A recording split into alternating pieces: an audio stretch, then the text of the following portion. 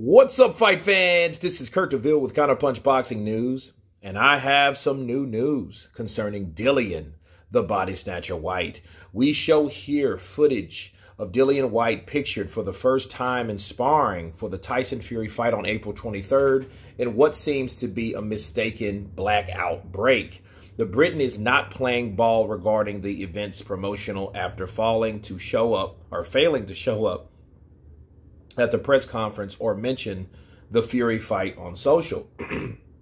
Whyte is currently embroiled in arbitration as he seeks an extra 25% of the most significant purse bid recorded for a mandatory order. Frank Warren bid $41 million to secure the rights for a Wembley showdown. With his 20% share, Whyte stands to gain a cool $7 million in change.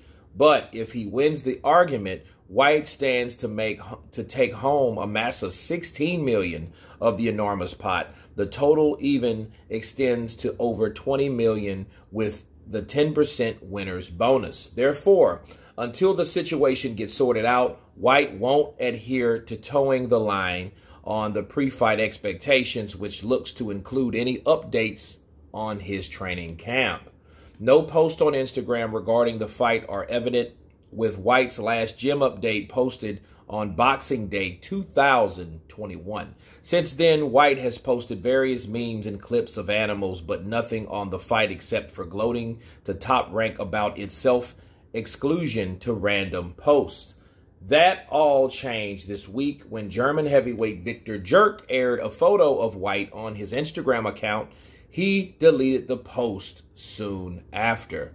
As you guys can see right here, the post saying it's classified, and, you know, it just really just shows Dillian Whyte's, cheesing and things like that. So it's not really big.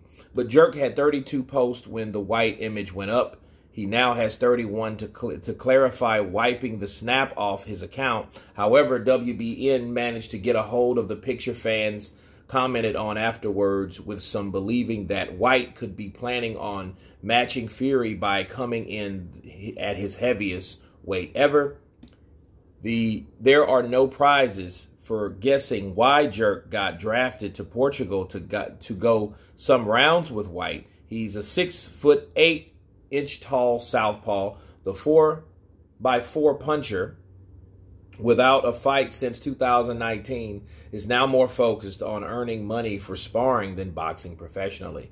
Who knows whether this will be the case on the fight night as Whyte attempts to dethrone Fury of the WBC crown in London. The views expressed in this article are opinions of Phil J. Okay? And that's all we have to say. Bars. So, we're looking at this picture here, and as you can see, all right, Dillian Whyte is going to the body snatcher. That's why they call him that. He goes to the body, even though he howls to the moon like he does when he got the knockout of Derek Chisora in the second fight. That's his code signature. Okay, that's his call, right? And you've seen him going to the body. It looks good. He looks, from what you can see, he looks like he's been working out. And Dillian Whyte's not messing around. And I think, the arbitration and all that has really put a damper on the promos. And when I mean the promos, I don't mean how much the Wembley sells, because I think that fight sells itself. I do believe that the WBC kind of shooting themselves in the foot, because the more money it makes, the more they do, the more everybody does. Everyone can eat. But I think because of the WBC and the relationship that Dillian Whyte has with Mauricio Suleiman, which is the president of the WBC, that's putting the promotional opportunities on the back burner. So, if you want to blame anybody, blame the WBC. They wanted to uphold and agree to the 20% because they didn't give a shit about Dillian Whyte anyway. So, if he doesn't show up at the press conferences, don't blame Dillian Whyte, blame the WBC. They're the ones to blame because they don't want to make things right. They still want to bullshit with the arbitration and this, that, and the other. And they uphold it, so he's going with lawyers back at him. He's going with his counter. So I wish him best with that. I do wish he would at least have, I hope we at least see the face-off. He has to do the face-off. You know what I mean? But other than that, I would like to see this fight promoted like a normal fight because, of course, I blasted Deontay Wilder for not saying a damn thing, but it's a whole different ball game when Dillian Whyte doesn't even show up. So, at least now, looking at it in hindsight, I'm glad Deontay Wilder at least showed up to the press conferences, you know what I mean? You know what I mean? We did get some words out of him when Tyson Fury started poking the bear with the shit that he was saying about Deontay Wilder, which was true. You know what I mean? And a lot of things that happened with that, so we did see some excitement, to say the least. That's why I do want to say, be careful of what you wish for, or be careful of what you diss, because you might get something worse on down the line.